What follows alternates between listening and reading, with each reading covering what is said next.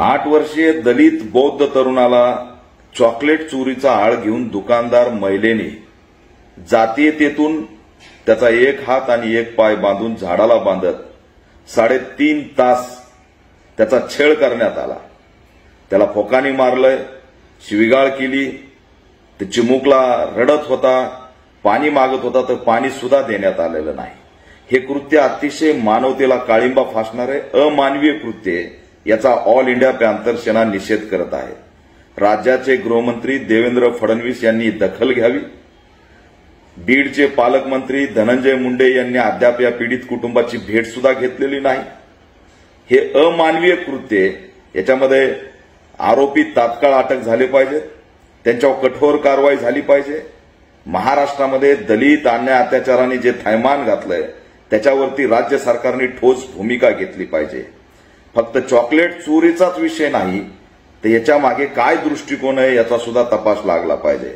कारण एवढी क्रूरता, एवढी अमानवीयता आणि एवढी जातीयता ही असणारी एक प्रवृत्ती आणि ती नष्ट करण्यासाठी कायदेशीर कठोर कारवाई झाली पाहिजे। ही ऑल इंडिया पॅंथर सेनेची भूमिका आहे। पीडित कुटुंबाला पोलीस संरक्षण मिळालं पाहिजे आणि फास्ट ट्रॅक कोर्टाच्या माध्यमातून आरोपींना तात्काळ शिक्षा झाली पाहिजे। आरोपीला पाठीशी घालण्याचा कुणीही प्रयत्न करू नये। बीडच्या पालकमंत्र्यांनी तात्काळ पीडित कुटुंबाची भेट घ्यावी।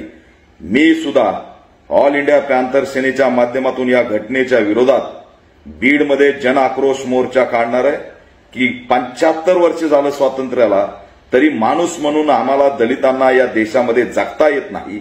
बीड जिल्ह्यामध्ये सर्वात जास्त दलित अन्याय अत्याचारांनी थैमान घातलेलं आहे आणि याच्यावरती कुणीही भूमिका घेत नाही। ही जनावरांसारखी स्थिती झालेली आहे। 8 वर्षीय चिमुकल्याला जे मारहाण प्रकरण आहे त्यात आणि बदलापूरच्या प्रकरणात कसलाही फरक नाही। छळ असतो आणि अतिशय भयंकरपणे त्या आमच्या दलित तरुणाचा छळ करण्यात आलेला आहे। या ठिकाणी आरोपीला तात्काळ अटक झाली पाहिजे आणि कठोर कारवाई झाली पाहिजे। ऑल इंडिया पॅंथर सेना बीडमध्ये मोर्चा काढून उत्तर दिल्याशिवाय राहणार नाही, हा इशारा सुद्धा या माध्यमातून देतो।